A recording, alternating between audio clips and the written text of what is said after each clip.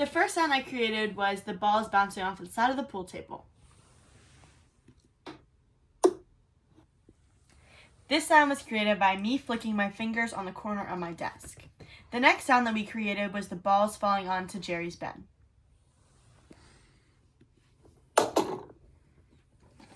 This sound was created by me dropping this pencil case off a high distance onto the floor.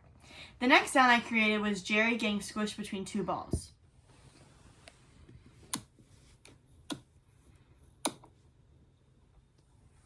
This sound was created by me taking this rubber band and flicking it to make a vibration. The next sound that was made was Tom blowing Jerry.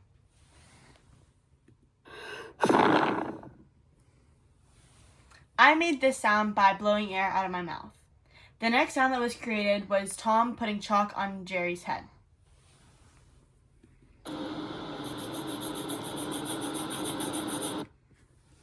I created this sound by scribbling on a piece of paper with a pencil. The next sound I created was the noise effect of Jerry running super fast.